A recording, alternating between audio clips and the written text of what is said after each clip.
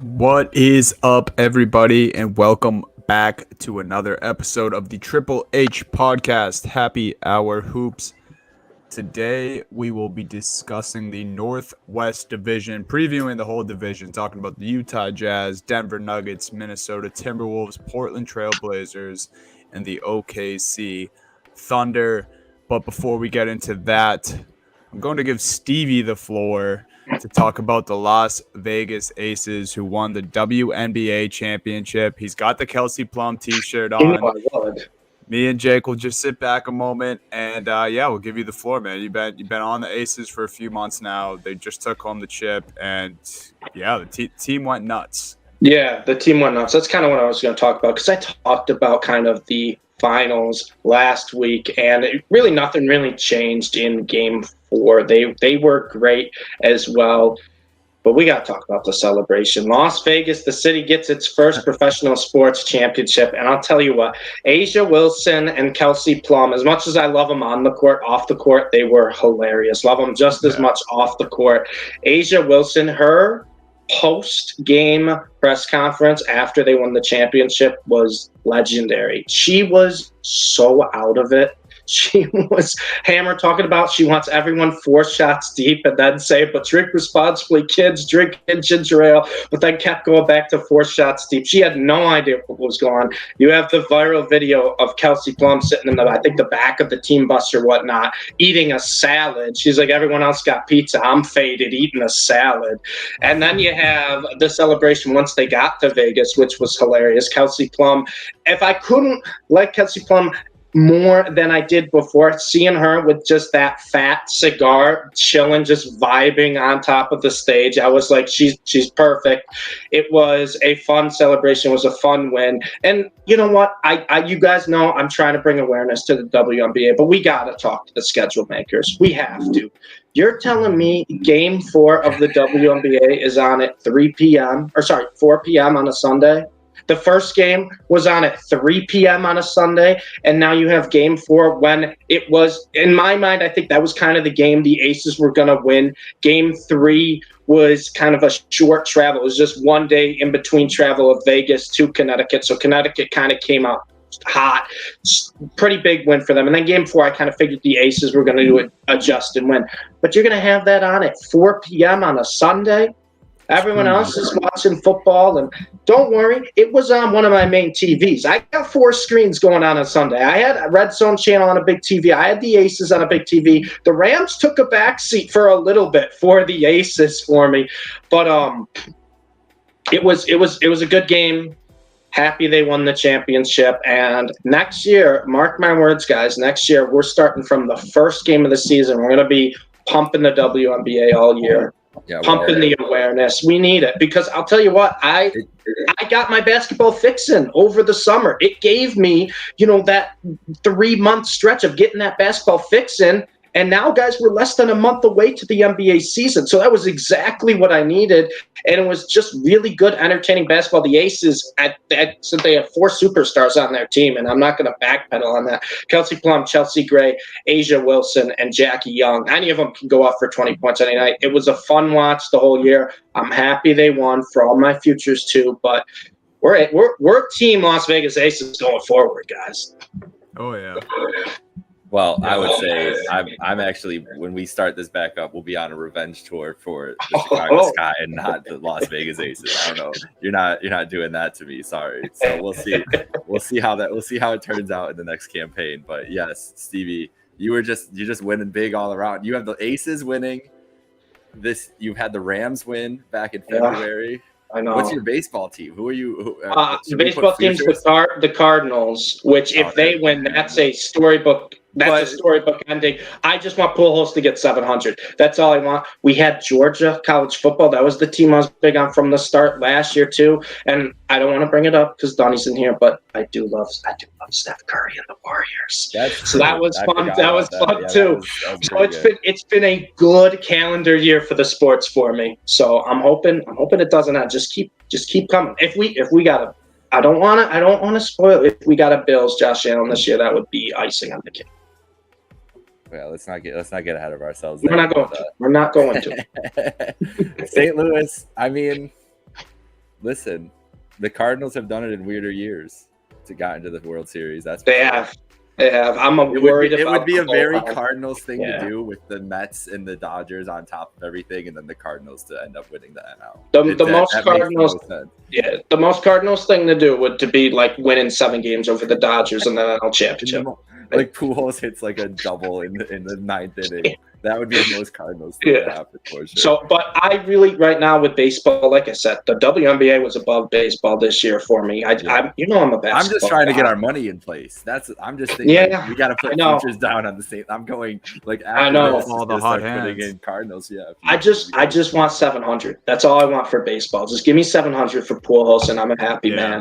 I did. And then we'll see. I don't really have a team I love in baseball. It's the Dodgers, but I hate taking a team that's like plus 300 right now in the MLB, especially getting injured pitchers. But we're not here to talk about baseball. No, I was gonna say the last baseball comment. I do have juice on 2 home runs for Aaron Judge tonight, convinced by my Yankee fans friends. So you think he's getting both tonight?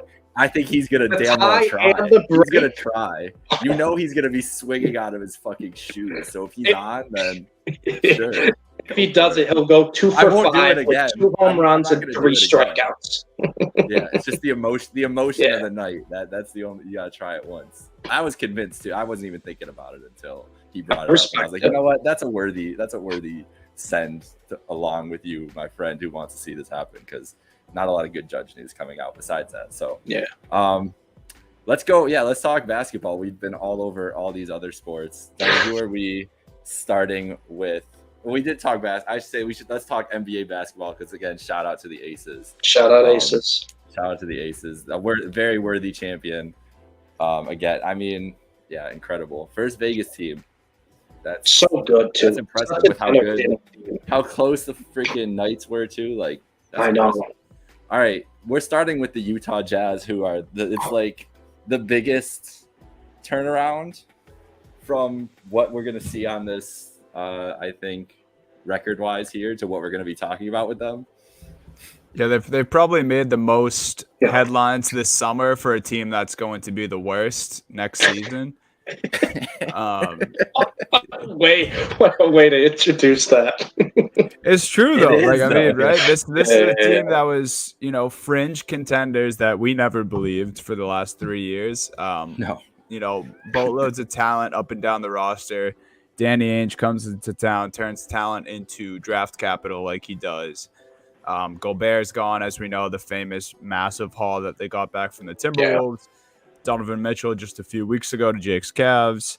But last year they were 49-33. They lost in the first round to Dallas. And now, I preface it that way because their win total for this upcoming season is a mere 26.5 wins, which I thought was, I don't know. I guess I don't really have a good read of this team because it's kind of hard when you just bring in a lot of mediocre talent and a few good, really young players. I'm taking the over though. I think the grouping of guys, with Colin Sexton being in the middle of it all, and then a bunch of the role players they got in return from both the Cavs and the Timberwolves, I think that they're able to make a strong enough team where they go over that 26.5 win total. Jake, go ahead. Okay. Go. All right, sure. I think this is the way that this roster looks, in my mind, is going to be so bad compared to the rest of the Western Conference that I just don't see how they get to 20. It's not even that's not fair. I could see them getting to 30 wins the way that this team will probably fight and everything else. But somebody has to be under near the 20-ish wins rankings right now. If we're looking at the totality of the league, like someone is going to end up with 19 to 23 wins. And I just think that they're the most likely candidate, besides another team in this division that we'll talk about later on, who will also be a candidate in this, which is says something about the Northwest Division going into this year.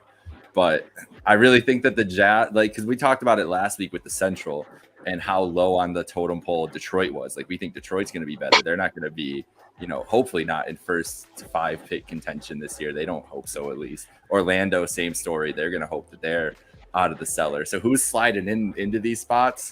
That's a lot of my over-unders on this. And it's also because we've been doing so many of them. So I'm like trying to look back and be like, all right, well, I can't say like all the best 4 teams in the West went under or went over and to go from there. So I'm going with the under here. But I do think that there's a world where I agree with Dunny where they easily could get to like 30 wins just because they still have some talent, especially if they don't make moves right now. And I just feel like Danny Ainge is going to bring in a coach that makes them grind out every single game because they're trying to build a culture along with however millions of picks that they're accumulating right now. That's kind of what you just said. The last sentence right there, Jake, is kind of why I like the over for the Utah Jazz. I think they're going to change their identity this season. I think they're going to go back to kind of a slower paced defensive team. They're a pretty good home team as well. And 26.5, I think they can get. I think that number is fair. I think it's fair, but I think they could get slightly over that. I look at the Utah Jazz, and I know they have a lot of new moving parts, but they have a couple guys who can go off when they need to if they need scores, right? You still have Bogdanovich, you have Clarkson, you add Colin Sexton, Markkanen can have a game here and there. But what they have, too, that people don't realize, and I'm not sure how they're going to use all these bigs, how they're going to implement them, but they have really good interior defense. You got Whiteside, you have Vanderbilt returning. Then you got the young players, right? Walker Kessler was who they drafted, Azubuike from a couple years ago. Those guys are pure defensive big men.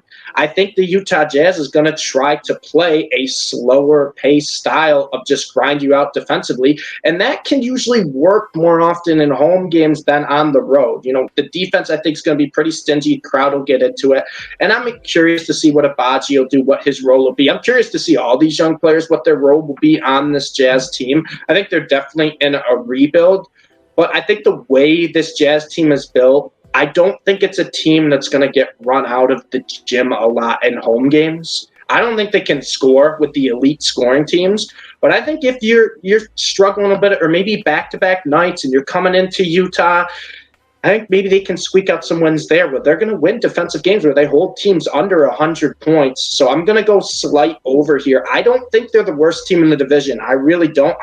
Maybe not even the second worst team in this division. I'm saying the Jazz are going to be a little bit over the 26.5. I think they're probably a 30-win team, right around 30, 31 wins. Yeah, that's what I'm thinking too. I do want to ask you guys this before we get to our burning questions here about the Utah Jazz. Obviously, Steve, you were talking about some of the players here. And I can agree with some of the young talent. You know, I think they have some solid defenders, and just honestly some young guys that I'm excited about. And it's these teams can be fun where you have a grouping of guys who are similar skill level, similar age, and they all have a long leash to kind of, you know, showcase their skills almost. Because like you mentioned, like they're not going to be a playoff team. They're going to be around 30 win. I mean, their line total set at 26.5 for a reason. But you know, outside of these young guys and maybe some more talented guys that we'll see get a longer leash, they also have guys like Rudy Gay, Mike Conley, and Bogdanovich, which I think that can help the case for going over that win total if they're integrated into the lineup. But do you see a Jordan Clarkson, a Mike Conley, a Bogdanovich, a Rudy Gay? Do you guys think any of those players are getting traded here within this next month before the season starts? I could see Clarkson. I could see Clarkson as someone, maybe not before the season starts, but he's someone who I would think would be a mid-season type trade, right?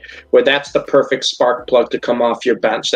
We've seen what he did off the bench the past few seasons for the Utah Jazz. And with the Utah Jazz, if they're not going to play Clarkson like a starter, even though he's technically a starter because he always gets the starter type minutes, the end game minutes, whatever, he's someone, if the Jazz would rather say, hey, we're not going to be a good team, we want to get these younger guards, these younger players a little bit more, Clarkson's going to, if he's playing 30 minutes a night, he's going to find his way to 20 shots. And the Jazz may not want that, so I think they'd be like, what could we get for him? Because I guarantee you there's a ton of teams that would love to have a guy like Jordan Clarkson come off their bench. I'm a big Jordan Clarkson supporter here, so I think that he can help any playoff or winning team next year. And I think that he's definitely a good candidate for it. I still think that the Lakers are trading Russell Westbrook before the season starts. And this is a great place that you guys mentioned, I think last week when I was talking about Indiana, like Utah might be the place that is. I think Danny Ainge would love to have some late Lakers first round picks as a part of this rebuild because the way the Lakers are set up right now, like why would you not love those picks? So just still wary on that. But I think that everybody you said is going to get traded at some point this year. Like there is a vision in place, and not to say that it's going to be like a full like Sam Hinkie type of tank where it's like G League players playing all these games and everything. But they'll trade these guys, like you kind of said, Stevie, at the right time, like in the seasons. Maybe one or two guys before the year, and then sell everybody else off after. But that doesn't mean they're not going to go out and try to get free agents in here that can bring stability and bring culture and everything else like that. Like I do think that is what's going to happen coming forward. But there's no reason not to be in asset gaining mode, I guess, asset acquisition mode if you're Danny Ainge with this roster at least. Like there's not building blocks there, I don't think at all. Maybe Colin Sexton, I guess you kind of hope is one, but just to keep the lights on, I think, more than anything else. You guys see the Darren Williams quote? I think it was from an interview yesterday, but I believe the exact quote was "Ain't nobody want to go to Utah," because he was referring to his days in Utah and him trying to recruit, and I think he was alluding to him having a very troubling time with that. And then also, I think he's he's still heavily involved in the NBA world. I mean, I think he's still getting paid by the Brooklyn Nets, isn't he? I would imagine so. Probably. Yeah. So he's tied in still, but yeah, I think he was just kind of alluding to, it's not the easiest place to get stars to go, and they did just ship out Gobert and Donovan Mitchell, so I think that's going to be an interesting thing to watch going forward. But why don't I guess this, Jake, it looks like your burning question aligns most with that. You do have the Ainge man on the mind here, Danny Ainge. Let's hear that burning question. Do you guys trust Danny Ainge with a full-on rebuild? That's really as simple as that. Like we saw what he did with the Celtics for a very long time, but there wasn't really a full-on rebuild at any point. Nor maybe like a couple years where the Celtics were down, but it was like singular years. This team basically made conference finals every 3 years since 07, 08. Like they've or at least been in contention for that for a lot of that time. Brad Stevens came in, turned that team into a conference finals team way before it should have been. And then they've obviously had the recent success and everything. So maybe a little lull in between there. But this is Danny Ainge. He's got another shot at it. He's got 17,000 first round picks and no way to recruit free agents because ain't nobody want to go to Utah. So can he get it done? I think so far he's shown that he's going in the right direction with the deals they got done for Gobert and Mitchell. So there's no reason not to trust him, right? I mean, you're getting 5 first rounds for Gobert, and then look at the assets they got back from Mitchell. They get a couple picks, but you also get Abaji, who we raved about. We think this guy's going to be a great scorer maybe eventually down the line in this league. Colin Sexton, who's still a very young guard, very good player, and Lauri Markkanen as well. Those are guys who could still help you now. Sexton is someone where if he makes a leap similar to maybe what Garland did for the Cavs, right? He makes that leap in Utah. He's someone that's like, okay, he's part of maybe our rebuilding core. He's someone who can stick around. So I think I loved the return. I love the return of the Gobert deal. I thought that was incredible. And then I know you're the Cavs fan, Jake, and you really like Donovan Mitchell, and I think it's a great player and it's going to help the Cavs. But I think this was a deal where both sides won, where the Jazz, I thought, got a very good return for Donovan Mitchell. So I think there's no reason not to trust him right now. I loved Colin Sexton and the prospect of Ochai Agbaji. I will say that full on. Like that hasn't changed. I think Colin Sexton, like you said, he's going to be putting up like 25 points a game. Like, so who else is going to be doing it? He might be taking all those shots. What do you think, Dunny? You got the most. You have the Danny Ainge full on experience here, so. Yeah, so just judging by what I've been able to watch Ainge do, everywhere from years before the Brooklyn Nets fleecing up until that point, and then turning the fleecing into Jaylen Brown and Jason Tatum, it's hard for me not to believe, even though the end was like a little sketchy. He missed on some draft picks for sure. I mean, drafting Olynyk before Giannis will haunt me forever. So he's not perfect by any means. He's not going to be a perfect, president of basketball operations or GM or whatever his title is over there. However, as good as I think he's already done, like I'm in full agreement with Stevie. I think the return he got back for both those trades combined is ridiculous, and I think they're I mean, as far as rebuilding goes, you can't really be in a much better spot. You have some vets that will help you still now. You have great young talent, a few first rounders from this year's draft with Colin Sexton on top of that. And you have all this crazy draft capital, which is Danny Ainge's favorite thing, that you can turn into a multitude of different things, whether it's players, more draft capital, or more rookies next season. I will say, though, I don't think that anyone from Utah is probably singing the same tune. I'm sure Utah fans probably already see his tenure as the Utah president of basketball operations as a failure. I would be shocked if more than half their fans aren't pissed that he comes in and regardless of what was going on between Gobert and Mitchell, and if there was really chemistry issues there, fans can't be happy, man. I mean, they went into the last 3 seasons saying we're contenders. We have the best defensive player in the league. We have Donovan Mitchell, who's only been on the rise every year. I'm sure Utah fans are pissed, but as far as my, opinion and the way I see this, I think he's doing a good job, and I think he'll be solid. I mean, there'll probably be some blips because that's Danny Ainge, but he's on the right track. What's your question, Donnie? So I got this for you guys. We've kind of talked about him a little bit. The young bull, Colin Sexton. Jake knows all too much about him. Used to be a Cleveland Cavalier. Now he's on Utah. I guess, yeah, I mean, we kind of just touched on it, that he could be, part of this rebuild and the future for this team. I just want to know, like, what expectations? Like, what do we think? Is there a setback because of the injury? Does he get the keys to this offense? Like, is he the automatic starting point guard even if Mike Conley stays around? I think there's a lot of questions that need to be answered about this team, and they'll work themselves out throughout the season. But I think a lot of them are for sure surrounding Colin Sexton.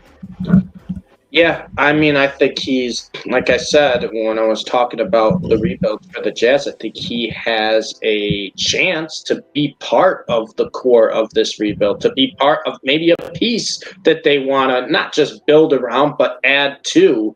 And a lot of it comes this year. We've kind of seen in spurts, Colin Sexton played at elite level, and then we've seen spurts of Colin Sexton, not the greatest point guard in the world. It didn't really work out too well in Cleveland for him, and I wasn't surprised they traded him just because of the rise of Darius Garland. But I think we look at this roster right now, right? You're looking at a bunch of aging veterans who have the experience. Then you're looking at a bunch of rookies, and then you really just got kind of Colin Sexton in the middle of that, right? He's 24, or I think he's 23. He's established himself as he can be a good player. He can be a good scorer. So I think there's going to be a ton of pressure on Sexton. Whether he rises up to it, we will see.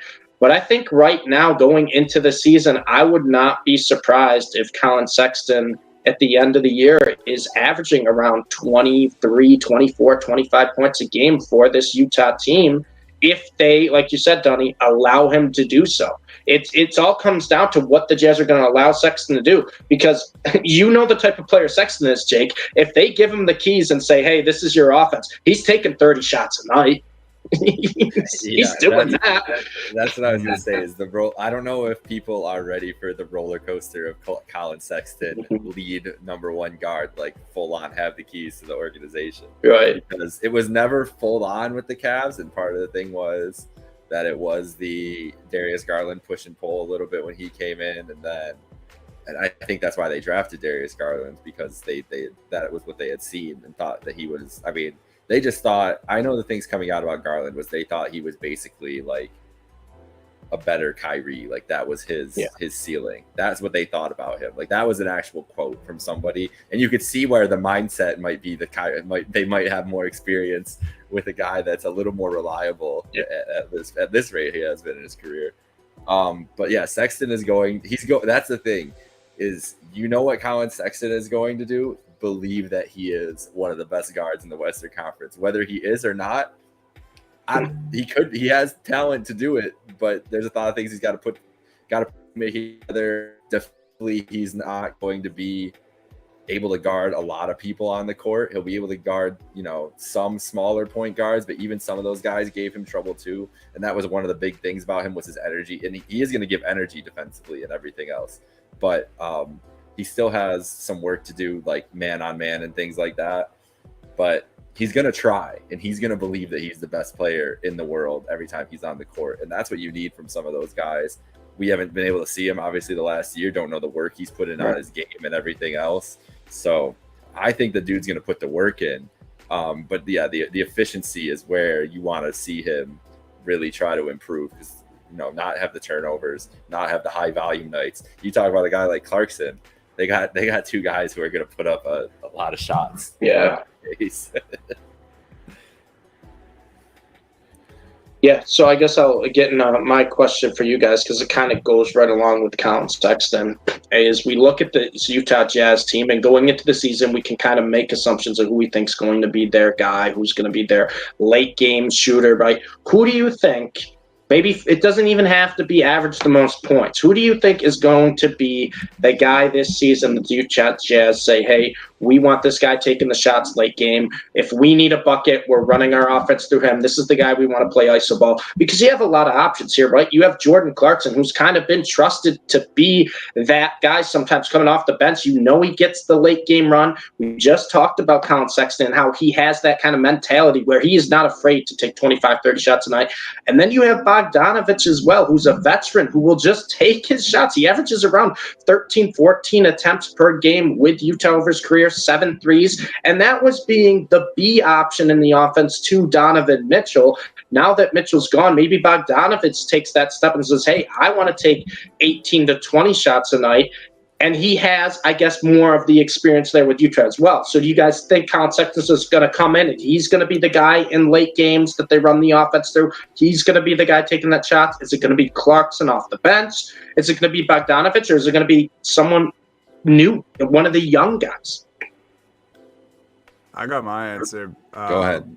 I got, it's kind of a dark horse for you guys. Okay. But and maybe not. He's one of the more talented guys on this team, I think. But I'm going with Malik Beasley. Oh, I like it. Because before last season, his 2019 campaign, his 2020 campaign with the Timberwolves, 2019 he averaged 20.7 points per game.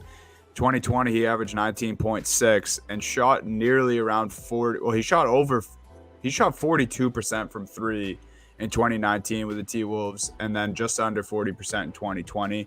I think just the talent they had around him last year wasn't really room for opportunity. But all we've talked about this Utah Jazz team is how much opportunity there will be for all of them, because we don't even know who the go-to guy is at this point. That's why we're talking about it. It's not the easy answer. It probably won't happen. I think a Sexton or Bogdanovich or Clarkson makes more sense. But I think Malik Beasley has the tools. He's a guy who's going to be on the court a lot for the way he plays defense and offense. And I think he's a pivotal part of this Jazz team moving forward. So I'm going Malik Beasley. I love that pick. Note to self, when we do a fantasy basketball league, make sure I take Malik Beasley late before Donnie. Let's go. You're a menace. That's what you are. I'm just going Colin Sexton because I think that he's going to have the opportunity to do it. So I'm not giving you the boring answer, but I truly believe if he's healthy and he's fine, he should average 23 points a game with the amount of usage he'll get, like at least. Because I expect a bump from him. I don't think that his ceiling is 19 points a game as a player. Now, does that mean he's a perennial all-star? No, you can just be an effective scorer without being a perennial all-star. And I think he will be an all-star though at some point. Like I do think you'll have at least 1 year where you're like Colin Sexton, one of the best guards in the league, and that's it. So I think that starts this year. Yeah, I told you, Jake. I wouldn't be shocked if Sexton averages like close to 30 shots a night. It's gonna be nuts, especially if they trade everybody. Like if there is a fire sale before the year, Sexton with the keys, man. It's gonna make for great. It's going to make for great league pass watching, because there's going to be nights where it's like Colin Sexton has 34 points in the third quarter and shit like that. He's going to have those games, but he'll also have the games that don't go so well. Oh, I pulled up I didn't mean to hit that yet. The Nuggets. No, that's perfect transition, are next. Over under. I guess I'll go over under, and I'm going slight under. It's 49.5, and you guys have to talk me into them being a 50-win team, because with the injury concerns and the way the West. Here's the thing. If I'm looking at the West, and I mentioned this earlier, I think the Suns, the Warriors, the Clippers, if they're healthy, and the Grizzlies are all better teams than the Nuggets. So are the Nuggets going to be the 5 seed and get 50 wins? If that's my personal belief on those teams. But I don't think that's like where I'm at with it right now. I feel like when I was actually looking at it, we were getting into the next division and looking at the full standings and where with these over-unders and everything, those 4 teams just feel like it's like here, like that's a tier, and then it's Denver, Dallas, and maybe Minnesota, who we'll talk about soon. I just don't know if they're on that level yet. I would put Denver closer to I wouldn't put the Suns here in Denver here. I'd almost the Suns. They brought Aiton back. I know they didn't. I know they're a great team, but we talked about it on the Pacific show. We think they're going to regress a little bit. I would go more Warriors, Clippers, and tier A. And then the next tier, I would go Grizzlies, Suns, Nuggets. And that's how I do the top 5. And with that being said, if it's in the same tier, that means I think they can top those 2 teams in the regular season, right? I would not be shocked if the Nuggets are the 3 seed in the Western Conference, because you talk about it, the West has gotten better, right, Jake? There's no doubt in our minds. There's so many Western teams that have gotten better. And I know this is a huge red flag, injury risk, but if Jamal Murray and Michael Porter Jr. can be healthy. They played a combined 9 games last year. Jamal Murray did not play. Michael Porter Jr. played for 9 games. If they are healthy and I'm not even going to be Mr. Optimistic here. Let's just say half the season you get Jokic, MPJ, and Jamal Murray on the court together. That has to be the most improved team in the West. That has to be. No other team is adding a caliber player. And I know we haven't really seen Jamal Murray in a while, but he was a menace. He was a menace in the bubble. He was a bubble menace. We've learned a lot about them. I know, but I'm just saying. I know. We've got to look out for the bubble menaces. I know we do. But all I'm saying right now is that the Nuggets won 48 games last year solely because of Jokic. Because of Jokic. Bones played pretty well for a rookie that not a lot of people were giving too much credit for. He had a good year. Najee was starting to play a little better. I think he takes a step up this year. They have pretty good depth. And if you're telling me that right now we're expecting that Murray and MPJ will play by the start of the regular season. Like right now, that's the expectations. How can I not go over 49.5? That's just 2 more wins than just a Jokic team last year. And I get the West has gotten better, and I get there's injury concern. But the thing is, MPJ played 9 games last year. Murray didn't play the season, and they still won 48 games in a tough Western Conference. You're telling me and I'm going to be a little more optimistic than half the season, I think Jamal Murray, if he comes back, I think we'll see him the whole year. Michael Porter, I know with the back injury, it's a back and forth thing, whether he's always going to have the injury concern. But if I can get 2/3 of a season with those 2 guys, this is a 50-win team. The only way this is not a 50-win team is if the 2-time MVP, who's the most disrespected back-to-back MVP in probably league history, gets hurt. But as long as he's there, and now you add in Jamal Murray and Michael Porter Jr. back to the mix with a team that now has depth with those guys, I love the Nuggets this year. I think the Nuggets could be the best team in this division, and I love the over 49.5. And I know both you guys are kind of on the other side, so I'm on a little island here, but I think just looking at this Nuggets team, and I'm a little more optimistic with these injuries. I always have been. I'm taking the over, and I'm running away with it. 49.5. You're giving me the 2-time MVP. You're getting a great point guard back, and hopefully Michael Porter Jr. We know the potential he can be. We know what he can be. If you can just put it together for one season, Nuggets, this sky's the limit. Yeah, so this for me was super tough. Like this was by far the hardest line in the division as far as win totals go. And you make some compelling arguments, Stevie. My biggest thing is, and I want to preface it by saying this first: out of all of the teams in the NBA, this squad might have like so many of my favorite individuals. Like I might like individuals on this team more than any other team. Like just going down the list, man. Like you have Jokic. Like how can you not like Jokic? Uncle Jeff Green's been one of my favorite players since he put 40 on LeBron when he was a Boston Celtic. Jamal Murray's awesome. Ish Smith is one of my favorite players in the league. Bones Highland, like I just love this roster. That being said, I go back to the injury thing a lot, which I guess isn't fair, but it's a reality, right? Yeah. MPJ it's more so with MPJ. My injury concern with Jamal Murray is we just haven't seen him in so long. Like Jake mentioned, it was the bubble where he put on those, crazy performances. We saw the regression that a guy like Tyler Hero had after his bubble performances. I'm not saying it's going to happen, but it's a different game.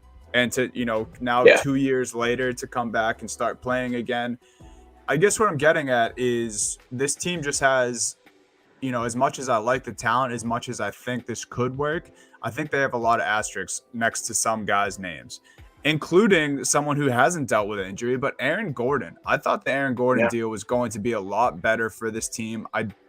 They've had some games where Jokic and Gordon are both eating and it looks fluent.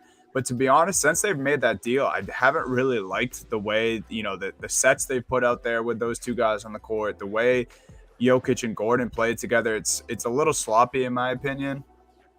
And then my last thing to, kind of bring all those points together is Jokic was outstanding last year, and the way they played through him worked to a T, and they grabbed 48 wins basically on his back. I just don't know that we can say we're going to throw MPJ into the mix getting 30 minutes a game. Jamal Murray is going to be playing just under 40 minutes a game once he's back up to full speed. And we have that, wrench in the mix with Aaron Gordon, like I just mentioned. There's a strong possibility that this just doesn't work out with this grouping of guys. Obviously, that's a negative standpoint. I'm just saying it's something we haven't seen, and it's going to be a completely different style of basketball than they played last year. So on top of the injuries and then guys working out, I didn't really like what I saw from Aaron Gordon last year. It's a slight under too. Like I don't think these guys are going to be like a sub 44 win or like around 40 win team. I don't think that at all. Just I don't know if they're making it to 50 wins. Yeah, that's where I'm at. And Stevie, like you said, I also think they're going to be the best team in this division, regardless of what it is. I just think it's a weird.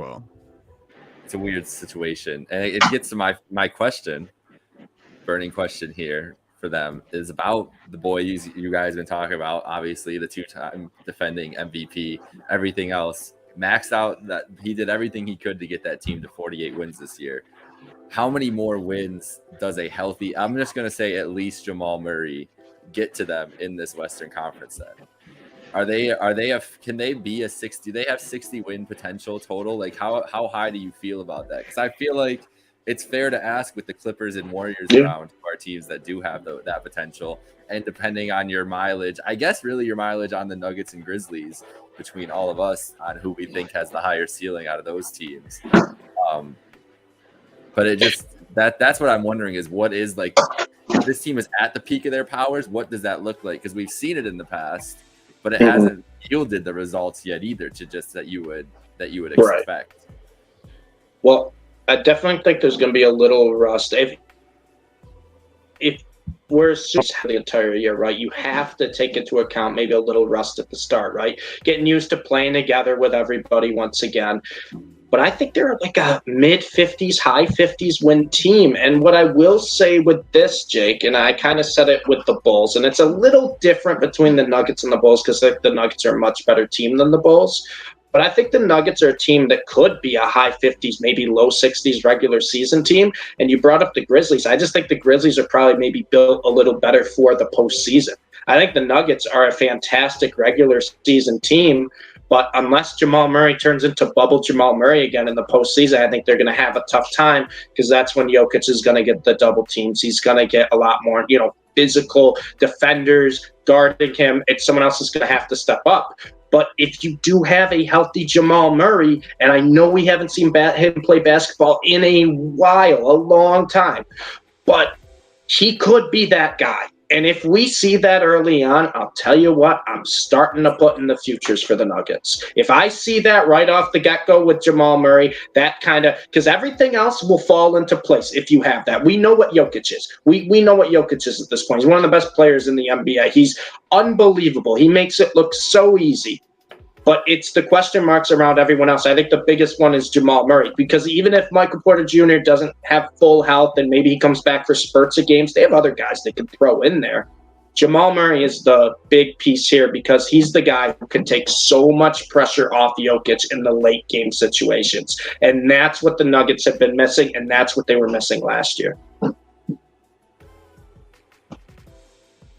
Yeah, but I want to ask my question, but I feel like we kind of went over it at length because it's just really about this team's health. We've all kind of touched on it. I think we're all in agreement that if they do stay healthy, Stevie, I'm not at the point where I'm going to say that I think they're a championship contender, even if they stay healthy. But we know how good they can be if MPJ and Jamal stay healthy. So I'll leave mine at that. If you want to go to your question here, Steve. Well, my whole thing is circling around MPJ because I kind of talked to you guys about how I felt about Jokic, how I felt about the role players, how I feel about Jamal Murray. My biggest thing is MPJ, and I know he's been dealing with injuries his whole career, really back since college with Missouri. The back injuries, it just lingers. It's one of those things that just lingers. You're never fully healthy from it. So I'm going to ask you guys, it's another two-part question because I love my two-part questions. The first part is, what are your expectations for Michael Porter Jr. this year? And if he can't stay healthy for a full year, or if it just doesn't work out, what are the Nuggets going to do with Michael Porter Jr. going forward? Because this is someone where we've seen what the potential can be, but it's also if you can't get a full season out of him, if you keep getting inconsistency on some nights, that's not someone you really want to commit to long term. Yeah, I think for me, I think the Nuggets kind of shot themselves in the foot a little bit with the contract they gave him. And I don't think it's fair because I think talent-wise, he probably does deserve that money. But 5-year, $179 million. If we do see an injury that sidelines him for half a season, 3/4 of a season, or a full season, one, you're not getting the return that you paid on this player. He's not helping your team out. You probably don't have that championship pedigree if you're missing that, who's supposed to be your third guy or your third piece to this big three that you're building. And then on top of that, it's going to be even more hard to trade a guy like that when you have him tied into all that money. And if there's nothing for, you to showcase to other teams if he's not out on the court. So I think MPJ, healthy, he has like a baby Tatum ceiling. Like their games are super similar. He's already a little more built physically than Tatum. And he can shoot the outside ball. He can get to the rim with ease sometimes, but we just haven't seen it enough. So that's where I'm at with both those things. It's like, I think the contract was a bad idea, but if this guy's healthy, he's the real deal. Jake? Yeah, Dunny basically said everything that I was going to say, and it starts with the health. I haven't felt good about Michael Porter Jr.'s health since before he got drafted. And that's why, the fact that we've been having this conversation, Dunny came up with the first point I was going to come with too. I would have never given him the max contract to begin with. Yeah. So I don't know how you solve that, but other than eating it, honestly, or getting 30 cents on the dollar for what you have, if that goes in that direction where he can't play and isn't healthy enough. But at this rate, he hasn't been healthy enough.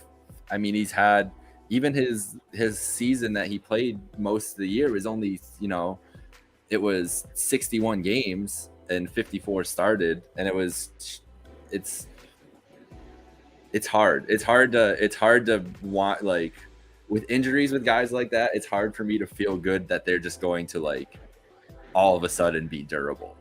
It doesn't happen like that often. Steph is like the biggest success case of that. Like Steph was on a $48 million contract for 4 years because they couldn't trust that his ankles could hold together. And it was the biggest, it's the only reason they signed. Like everybody talks about the thing with them getting Durant and the cap spike and everything. It's like the cap spike definitely helped, but it also helped that Steph was still on a $48 million contract to do that. Which is crazy. And that's how, but this isn't a bargain. This isn't a bargain for them though. No. They didn't get Michael Porter Jr. for 5 years, $90 million. They got him for 5 years, $170, the max of what they could pay. Yeah. And so with that, I'm like, yeah, get everybody should get paid. There's no problem with that, but it's just I've been worried about it for 5 years, so I don't know. Like at this rate, it's just what's always been in the back of my head with it more than anything. Yeah, so that's what we got for the Nuggets Very here. sad way to end the Nuggets. Sorry, Meerkat. We love you. We still love Jokic. I took the over, Meerkat. I want that on the record, Meerkat. I'm the only one who took the over. We know. I did say it wouldn't be fall off, and it was. I hope I'm wrong. How about that? The team you mentioned though is Phoenix, where I could be convinced to do a switch by Meerkat. I think. But he needs to send his case in. The Nuggets will be just fine. The Nuggets will be just fine. We're excited to see them play this year, and a team that it seems like everyone's excited to see play this year. The Minnesota Timberwolves. My thoughts on this team are all over the map, man. They're 46-36 last year. Lost in a dramatic first round to the Memphis Grizzlies after Pat Bev took them to the promised land, winning that play-in game. Their line for next season after adding Rudy Gobert is 47.5.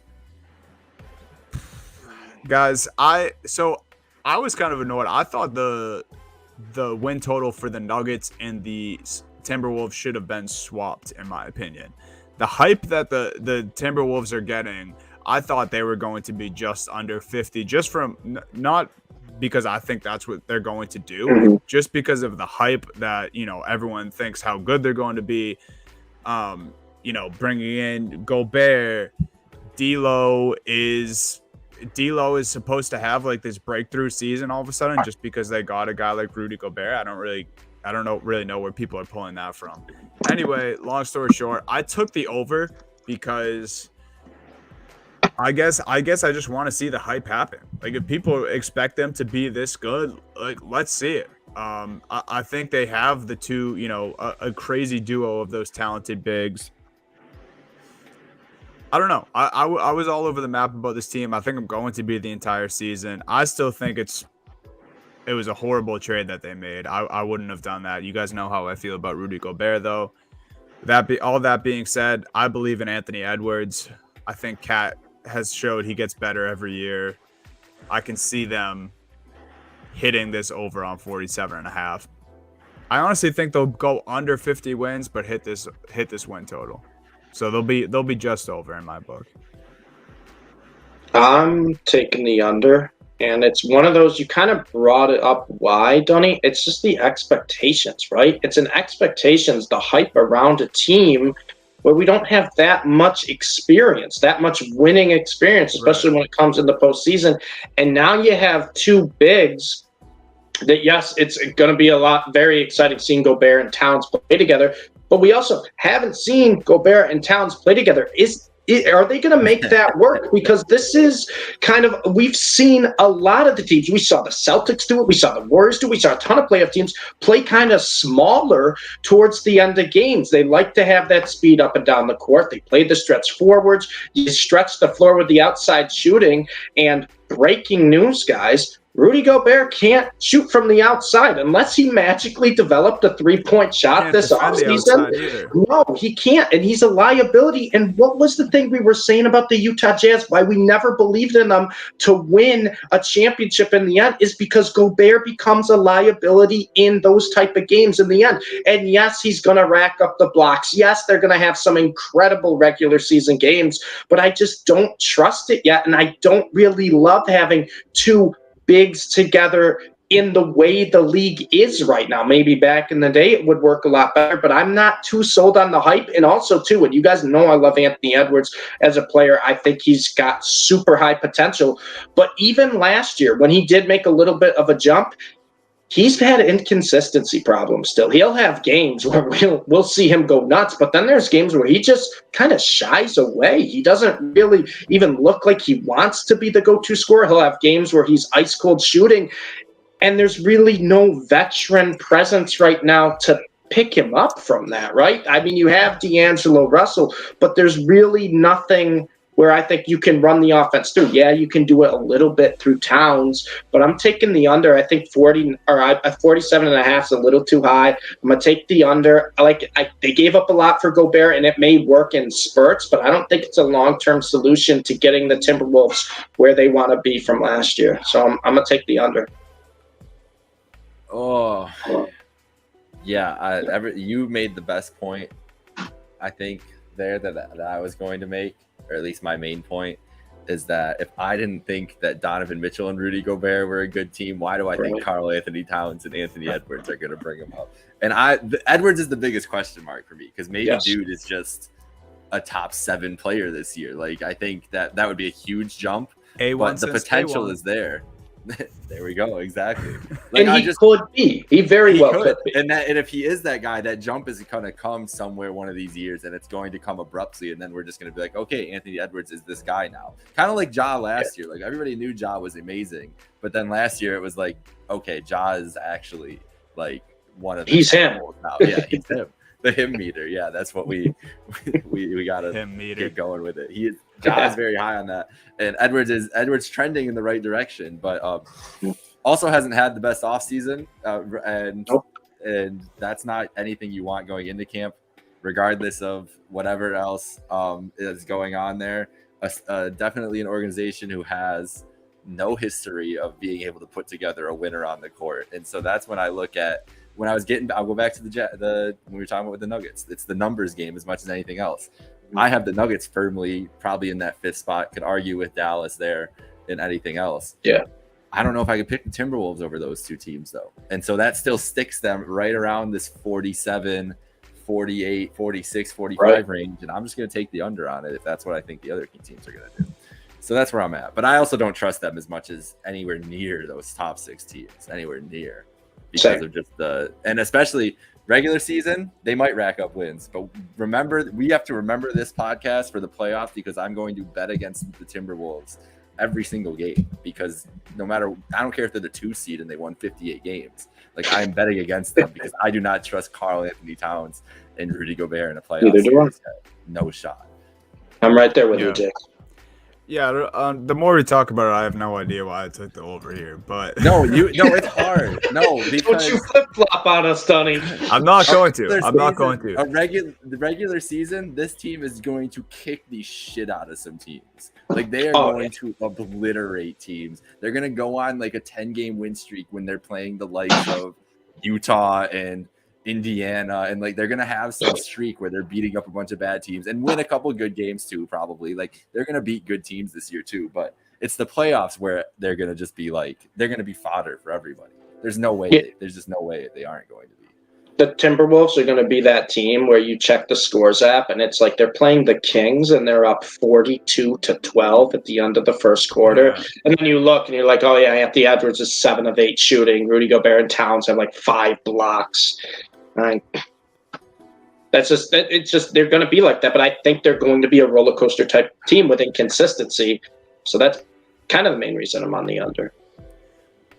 Yeah, I definitely some inconsistency with this group, but let's get into the burning questions here, guys. I gotta ask mine. I gotta go for it. I gotta get this off my chest. So the hype train's real since the Gobert trade, right? Everyone's loves to talk about that too big lineup that we've never seen. Probably won't work, in my opinion. How long do we have to wait until the hype train is over and people realize that was a big mistake to trade that much for Rudy Gobert? Maybe it's a season. Maybe it's more than a season. But it's the first playoff series. Yeah, it's the first, April, it's like the first mid-April. playoff series. I Yeah, think so too, man. When they lose in 5 games to the Mavs in the 4-5 series, that's when it happens. When he's just getting torched in pick and rolls by Luka Doncic for 5 games. Yeah, exactly. When they realize, oh, we can't play Rudy Gobert in the fourth quarter because they're just picking on him, and their answer, and he's a liability on offense. The best part is their answer is going to be Karl Anthony Towns at the 5, which is even more hilarious. I know. Than Rudy Gobert at the 5. Well, and my thing is, it's crazy that I don't get why people don't want to talk about this part of it. Rudy Gobert is 30 years old now. The people who have that is a great the point. people who have success staying in the NBA are shooters usually. Yes. And then there's exceptions of, bigs who just their athleticism stays with them because they're, gifted in some type of way. Yeah. Rudy Gobert has never been able to shoot. He's not really someone that gets off the ground all that well. He just blocks shots because he's 7'1" and has like an 8-foot wingspan. Right. And he's such a one-dimensional player. He has been, he always will be. Like, I think age might catch up to him before his poor performance in the playoffs. Like, then I'm just gonna get myself worked up about this trade all over again. But I just think there's some serious things that people are missing about this Timberwolves team. And it's tough because I really do like Anthony Edwards. I think Karl Anthony Towns has promise. I honestly think after that bad trade they made, some of the bench pieces they brought in were pretty exciting too. Like I think Kyle Anderson and Austin Rivers, them going out and getting those guys was big for this move. Yeah. But man, I think this hype train could run out of steam quick, and I think Gobert is going to get exposed. If it's not this season, if it's not these playoffs, it could, the next 2 years for the Timberwolves could be a rude awakening, especially if they don't win a championship. I mean, you make this move to win a championship usually if you make this kind of splash. And that's the thing, right? I don't think any of us would say Rudy Gobert is the guy you go get to try to win a championship. I don't think we say this is the guy we sell off our future to go all in and win a championship. Especially saying he's 30, Dunny, that's crazy. Like I didn't even you don't realize that until you say it out loud. You're like, yeah, Rudy Gobert's 30. He's a big man who has a lot of limitations. You're right, Dunny. He may be regressing a lot sooner than other players. We could see maybe just 1 year of good Rudy Gobert for the T-Wolves. Yeah. Especially when we don't know if Anthony Edwards wants to be there long. That's your move to keep him. True. Like that's your move. Like that's their all-in move to sign their superstar. Like the Bucks traded for Drew Holiday. Yeah. And that was like their send-it move. I think the Gobert age thing is who's the last big to make a difference at that old age, like Tyson Chandler, make a real difference. Wow, that's a great call. That's a great call, Jason. That's a long time ago. That's 11 years ago. That actually kind of killed my argument though, because he was probably older than 30. Yo, but no. Don't let it kill your argument though, because then in this scenario, then Karl Anthony Towns has to be Dirk Nowitzki, and that is not the case. Out of the cards. And D'Angelo Russell has to be Jason Kidd. Not the case. Yeah. And Anthony Edwards is definitely better than Jason Terry. They clear that spot. But yeah, there's no Dirk. I mean, yeah, that's true. That is the name that is the only name that really comes to mind. And you're right, that was 11 years ago at this point, almost 12 years ago. The team who had been to a finals literally in their past as that main core, like, or at least with that superstar, like, had proven success before. And I would say that Al Horford, but like Horford's game's so much different, and I think this is something I'll probably get heat for. I'd rather, if it's one season, I'd rather have Al Horford on my team. I mean, Al was cooking last year in the playoffs, bro. Like Al can actually guard the perimeter too. Yeah. I know Gobert's in the West, but if he ever had to guard Giannis on the perimeter, he would get bullied every single possession. It'd be terrible. All right, gonna pawn him if they play him in the playoffs. Yeah. That's the thing. And the Timberwolves are going to be so fun when it comes playoff time. Like, I want them to be like a 59-win team. I want it to just be like they just crush like the Jazz. I want them to be the new Jazz. So all year I could just be like, this Timberwolves team is not going to win games, and then they get swept in like the first round or something. I follow some people on Twitter who will be unbearable if they get that many wins. So I hope that's not the case. It's like the meme though, right? Where you have the guy squinting, and it shows the Utah Jazz with Rudy Gobert, Donovan Mitchell, and then you squint, and then it's the Timberwolves pitcher with Anthony Edwards, Rudy Gobert, Towns. We should get that ready right now because it's gonna happen so many times. It's just keep posting that continuously. I'll do a scheduled tweet for June. Just no context, send it out. See what happens. All right. Do you guys? I mean, Jake, I kind of stole your burning question. It looks like because we just talked nonstop about Gobert. It was we kind of talked about all of them. We really kind of talked about all of them. I mean, The only thing I was going to say is, what do you guys think Anthony Edwards is going to be this year? Like, how good of a player? Like, where we say is Anthony Edwards? Oh, is he a top 20 player? Is he a top 10 player? Like, because now, you got pieces around him. Anthony Edwards is the guy they want to build around, clearly. Although I don't think selling your soul for Rudy Gobert is the move. Regardless, though, Anthony Edwards, a real quick answer. Like, what's your expectations for him this year? Yeah, I don't think the Gobert thing is going to help his scoring out much, to be honest. But I think the exercise will be good to go through the top players list again to see where he ends up on it.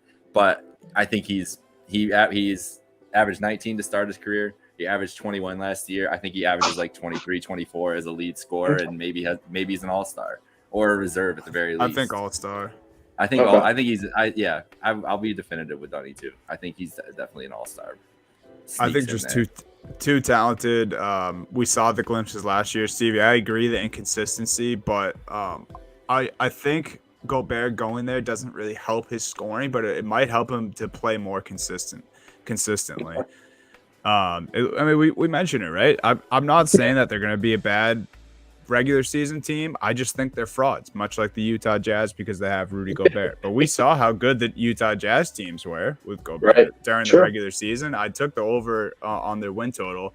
I think they'll be a cohesive unit at times, and I think that will help Edwards. So, yeah, I'm going all-star for Ant. Okay. Yeah, I actually think you talked me into the over because now I just want them to be like a 57-win team. Yeah, we want the hype to be there just so they can crash just as hard. So they get swept round one. Yeah, and then we'll just make a lot of money. The Portland Trailblazers are up next. Dunny, their win total is 40.5. They won 27 games last year. What do you think for their win total? 40.5. That makes them, if you pick an over here, then they are a 500 basketball team. So are the Portland Trailblazers a 500 basketball team? Can't do it, man. Can't do it. I love Dame. I love Anthony Simons. Can't do it. I really can't. I don't think they're good enough. It's that simple. I think Dame has a huge year. I'm really rooting for Dame. I think they added some decent pieces. I love them bringing in Gary Payton II. Actually, I think they have a scrappy team. I think they have a super fun team. This is going to be a league pass team, an NBA TV team that's going to be awesome. Put on some awesome games. I just don't think they're strong enough, man. They lose, CJ last year. Obviously, Dame has never played really without his backcourt mate. I don't know. That's really all I got. I like them. I don't think they're 41 team. I'm with you, Dunny.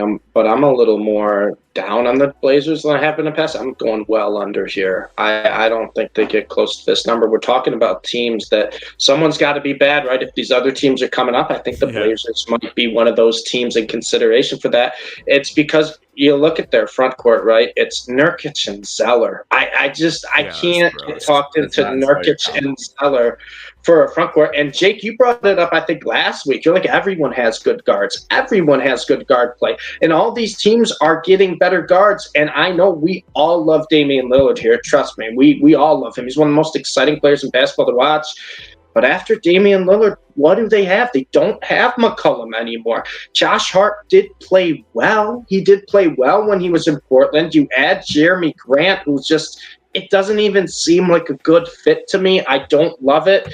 And I just look at this roster, and it's just a lot of guys that I think is just going to be a very underwhelming team. Anthony Simons played well. He played well without Damian Lillard, though. I don't know how these guys are going to fit in with Damian Lillard. And I just look at that front court. There's not much depth, and I'm really scared about like how the bigs will match up against any of the other bigs in the West. I'm going well under here. This team doesn't do it for me. I think it's going to be it's fun. Damian Lillard's got 32 points at halftime, tune in type of team. And then you watch the end of the game, right? We could see multiple games this year where Damian Lillard has 51 points, 50 plus points, and they lose. Because I don't think this team's going to play much defense. They don't have a great front court at all, and they don't have a ton of depth. And those are three big red flags for me. Love Dame, think he's going to be a great player, but this isn't the team. Yeah, you guys said it all. There's no talent on this team that can get that. In this West, the way it looks, not enough for Damian Lillard to lift them up. And Dame might be the surprise person that asked for a trade at some point this year. He's been loyal, but it's you never know where it's coming from. You never know when the star is going to move. It very well could be Dame this year after, I mean, maybe he stays there forever. Maybe he is the guy that does it. But there's always going to be somebody that pokes their head up and is like, hey, it'd be okay if I get moved. And I think that they would do that for Dame too. I do too. So yeah, Dunny, what's your question for the Portland Trailblazers? Yeah, it's about a guy I mentioned, one of my favorite young talents in the league, Anthony Simons. I guess, he's a first-round draft pick in 2018. Didn't really come onto the scene until last year, where he really started to make a name for himself. Kind of simple question, but it would have to be this year. I think it would have to it'd have to be because of another Dame injury.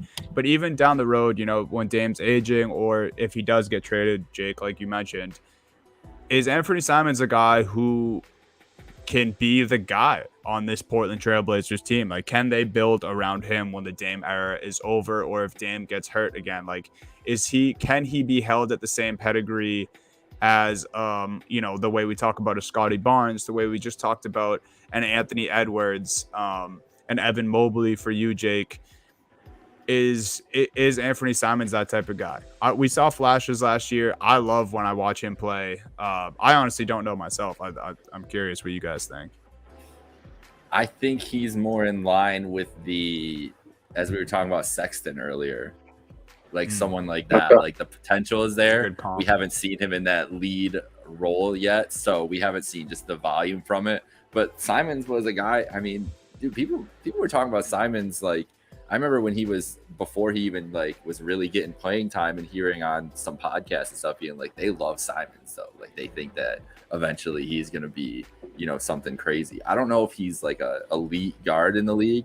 But could he be? I do think his ceiling is to be like an effective scorer, 6-man role at the very least. And that's somebody that, yes, he should be a building block of whatever you're trying to build. That's the thing I don't know with Portland, is what they would even do post Dame. And it seems like it would be something that would be, a pretty big undertaking. So, that might hurt more than anything. It's just he doesn't have as good of teammates around him to really support him. But I think him as the player has the potential to at least get to that point.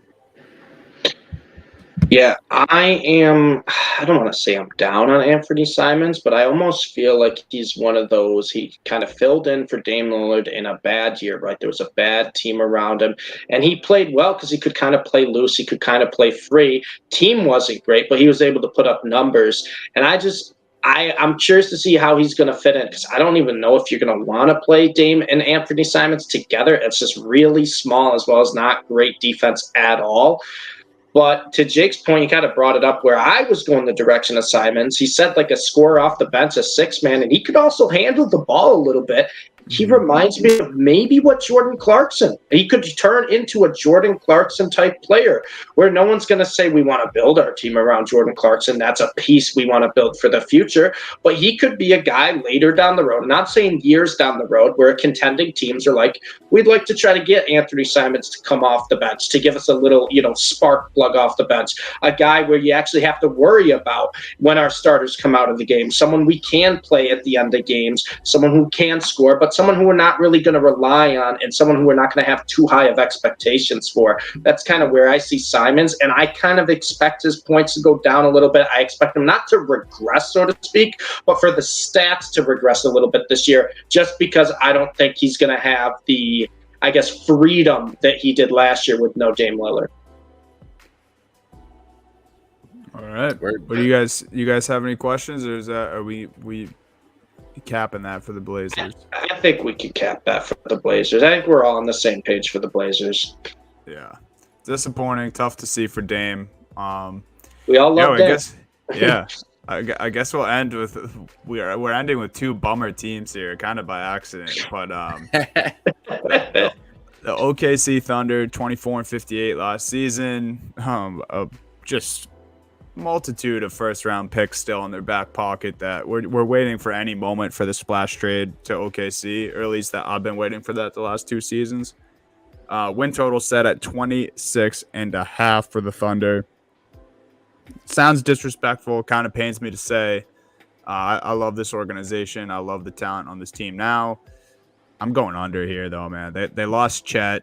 Lou Dort and Josh Giddey aren't going to get it done for me. SGA came out today. That I meant to mention this at the top of the show. Actually, he's dealing with a little bit of an MCL injury. He's going to miss camp. We don't know if that's going to linger like it did with Lonzo Ball, who's also going to miss more time this season. That also came out today.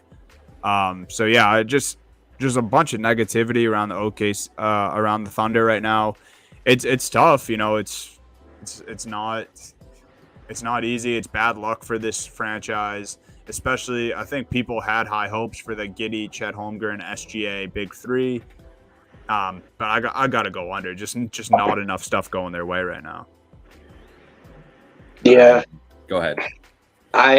I didn't realize the SGA thing until you said it, Donnie, because I was going to take the over just because I think Giddey's going to take a big step up. I think SGA is a star that no one really talks about or gives enough credit for. And I like the guys they can plug in here and there, right? I think Bazley's shown flashes of being a good player. Same with Dort. We saw a lot of guys get run at the end of last year because they were just out of it and they just wanted to see what they had.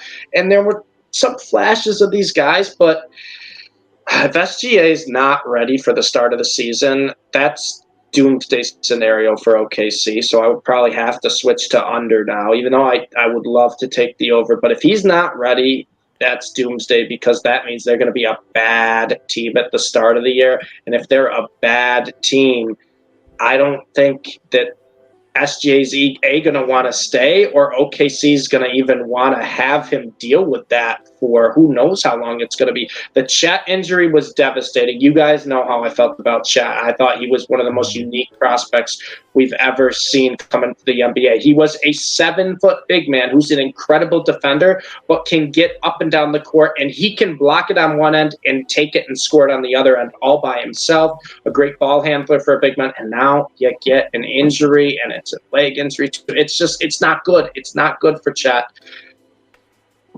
So it's sad. It is really sad. I feel bad we're ending on this team because it's just depressing talking about it. But now with SGA like an injury as well, I have to go under, and I don't want to do it, but I'm going to do it. Listen, guys, everybody, all 30 fan bases can't be happy, all right? There's got to be some sad ones out there. OKC just they have chosen this life in a little bit of ways too. They don't have to have 3,000 first round picks and be depending on rookies to make massive jumps, as in Josh Giddey. Now the Holmgren news, very unfortunate. That is something that we could have never predicted, or would anybody would want to expect going into the season. SGA news, not good. I mean, a guy that's had lingering leg issues on and off. But also a guy that I was thinking like maybe he just gets moved in the off season too, like maybe or during the season, like a guy that's not as much on their timeline as anybody else too. So they just feel like they're a year away from a year. Who was that one guy in the Raptors that was always a year away from being a year away? They said Bruno. What was his name? Bruno Cabalco or Cabulco. He had an afro. He was a Brazilian guy, I think. And that was the funny thing. Masai said he's a year away from being a year away about how raw of a prospect he was. Yeah. It was like, what does that even mean? Yeah. That's how I feel about the Thunder. They're a year away from being a year away. The last thing I wanted to throw in here, but just real quick, I don't want people to think it's a crazy thing for SGA. The only report that we got on it today was Sham said SGA is a grade 2 left MCL sprain and will miss the start of training camp, team says. I'm just worried that MCLs, especially recently for players, have usually lingered. And, if they don't get the procedure on it, it tends to linger. I'm not a doctor. Shams didn't say anything about missing any regular season time. You just have to assume he's not going to be right to start the season if he's missing camp. But yeah, sad day. It's a bad day if you're an OKC fan. We're going to wait to see what they do with those assortment of picks. Do you guys want to end with a quick this or that? We'll just rapid fire this. Yes, please. Okay. Happy Hour Hoops, this or that. 10-year career, which path do you choose in the NBA? So all three of us, we would be players in the NBA, 10 years, but you can go one of two ways. Oh, the places you'll go. You're looking at two roads here. 10 years as a role player, and you're a 15, 20-minute guy coming off the bench. You rebound, you play defense, coach loves you. 10 years, you win 2 championships with your respected team in those 10 years. Or you play in the league for 10 years, you win multiple MVPs, all-star selections, up and down. You're the hardware guy. You got the trophies, but no championships. A Carmelo Anthony of sorts, a James Harden like Stevie brought up. Which way are you guys going? Go ahead, Jake. Oh, this is easy for. At another point in my life, I would have went one way. Every time I am going to be an MVP, and I am taking every max contract that these organizations get, and I will enjoy my life and do whatever I need to do, and then have generational wealth. That's how I'm looking at it. Another version of Jake would have loved an NBA championship and been like, you know what, you're still making good money, all that other stuff. I'm more cynical in my old age. I'll take the rings. If you're telling me I could just, or not the rings, I'll take the money and then work on ESPN and just do some hits and do some kind of stuff for the rest of my career to keep busy. Sign me up for that. I'll do all the ads. I'll be like Shaq too. I'd do all the ads, like everything. You'd see me everywhere. I'd be the general. I'd do those general commercials in a heartbeat. I would love that shit. Tootsie Pop, something like that. You'd sign me up for that. Just all the old people stuff. You wouldn't be able to watch daytime television without seeing my face if I was an MVP in the NBA. So it's a whole business plan on my part. So I'm going with that. I can just picture the NBA on TNT with Jake just running to the board with Charles Barkley just trying to get there first. That's my dream. But see, Kenny had to do that job. That's the difference. Yeah. So Kenny had to be I would take that Charles job without the NBA career before. Oh, I know. That's the dream job right there. Talk about dream job. I watch that show and I'm just like, I wish I was Ernie Johnson. EJ is the man. EJ He's is awesome. He's awesome. I went back and forth on this. It wasn't as easy as Jake's decision. I went back and forth because I'm a very competitive person. I love winning. You guys know I'm a huge sports bettor. I love sports betting, and just the thrill of winning is something that it just gets me up every day. I love just the idea of winning. I love the whole idea of winning a championship. But we're talking the NBA here, right? We're talking the NBA, and the NBA is the best league in all of professional sports at marketing their stars by far. And if you're a role player in the NBA, You win 2 rings. Okay, that's cool. You have those memories for life, right? You have those bonds with the teammates, and you're still pretty much set because you're a role player, right? Yeah, of course, everyone in the NBA has a podcast at this point. But I gotta go with the multiple because it's just the way the NBA markets their stars. You're a superstar. You win multiple MVPs. You are a superstar. You can do basically whatever you want. The NBA rolls out the red carpet for you. You get the dream, not to mention the amount of money you're basically set for life for that. I have to go with that, but I will put a little asterisk. If it's a different sport, if we're switching NBA to NFL, my answer changes. I'd rather have the 2 Super Bowls than the championships. But just by the way the NBA kind of markets their stars, sets up their stars. And Jake brought it up too. That was the point I was going to bring up. Post-retirement, all the stuff you could do, all the commercials, sign me up for all of that. They're not doing that with some guy who scored 8-10 points a game and won 2 rings. No. They want the 30-point-per-game point guard who never won in the playoffs, but everyone loves him, fan favorite. I have to go MVP with the NBA, but it's not a no-brainer. I will say I thought about it for a while, Dunny, because there's really nothing better than winning a championship and just that feeling of I am the best, and I have that in me. I need that, but I'm going with the MVPs. Yeah, and these last 2 weeks, I'm not even trying to be a contrarian, boys, but I'm going the other way on you guys. I'm gonna take the championships. And then I'm going to tell you guys to kiss the rings once I have them. You know why he's doing it, Jake? Because the Warriors beat the Celtics. Still too soon. But Cloud 9, you'd be like, I'll take that money, sure. For me, and honestly, a point that you guys brought up is a reason that I'm going to take the role player with the championship. It's actually the point Jake made about the amount of money that NBA players make. I just read the other day that Grant Williams is about to get set up with a deal where he's going to make $14 million a year. If I play for 10 years and maybe I don't make the 14 right away, but say I make 14 million for 6 of those 10 years, I'm good, man. I'm good. I would like to have the $180 million deals, but I'm good, dude. And I have 2 championships. I'd pull a Brian Scalabrine when my kids are young. You know, they don't know. I'll tell them I was a starter. It doesn't matter.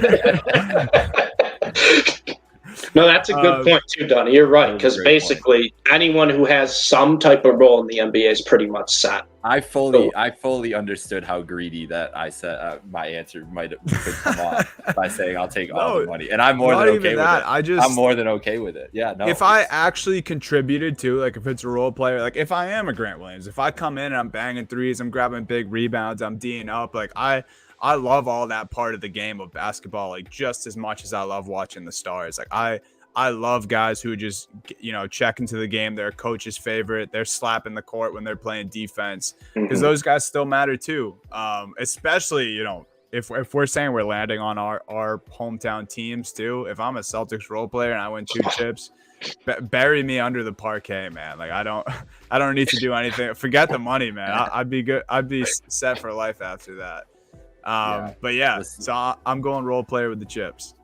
I like your argument, Dunny. It's a strong argument because, like I said, I'm on the fence back and forth. It's a really strong argument. There's a reason I didn't say, like, for your team, because if it was Celtics, we knew what Dunny's answer was going to be right off the bat. And I think if we said Cavs, Jake, would it change yours a little bit? No, not at all. I'm not LeBron. My MVP, no matter what, is still not LeBron James. So he really wants that deal with the general. I do. He does. He really does. That's what I want. It's State Farm or bust for Jake.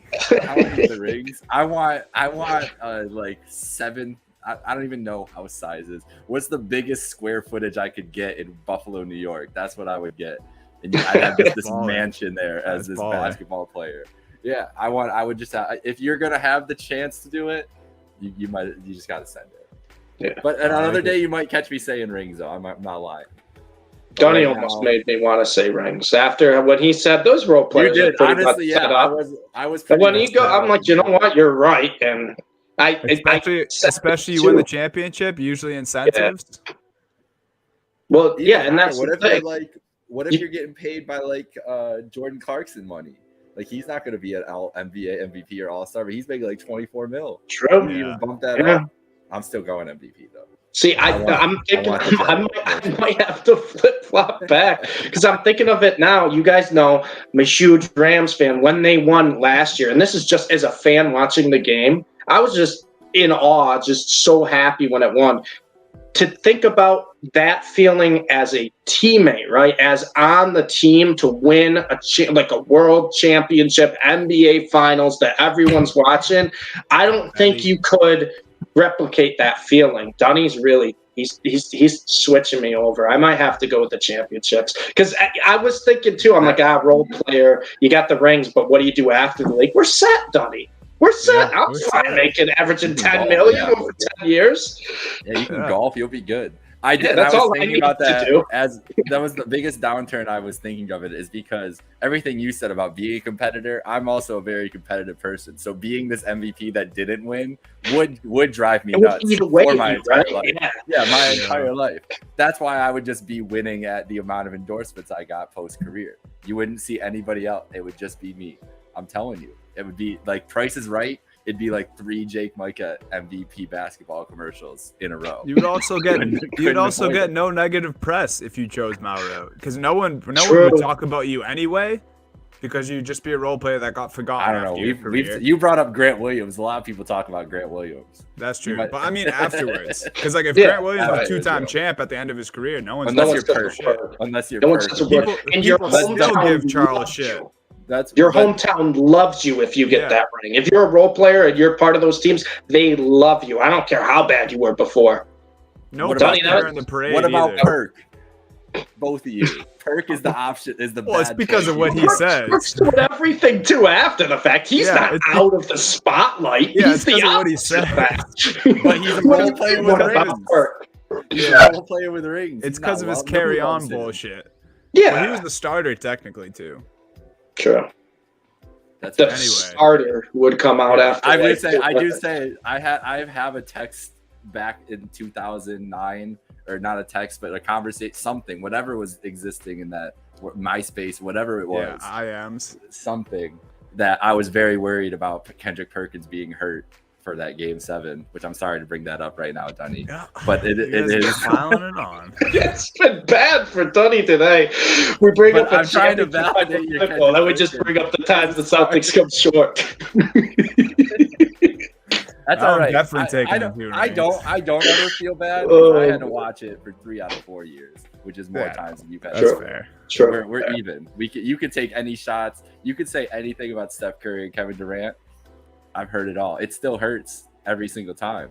That's why this man whispering Steph Curry, like, it was funny for a second, and then I'm like, I actually don't. Wait, that was me too. I don't like that at all. That's completely fair. All right, guys, tune in next week to hear Jake and Stevie both change their mind at the top of the show. I already said I changed. I'm on the record. Dunny, and I'm giving Dunny 100% of the credit for flipping me over. I was on the fence. I was standing on top of the fence, leaning one way. Dunny pushed me to the other side. You would see me on a Pennzoil commercial. Just changing that car's oil up real good. With like a basketball jersey on too. Yeah. Yeah. All right. That'll do it, folks, for Happy Hour Hoops. Stay hydrated. Subscribe to the YouTube. Follow us on Twitter, Instagram, TikTok, all of that good stuff. Donovan Holden here with Jake Micah and Stevie. We are out. Later, guys. Oh, I didn't hit end.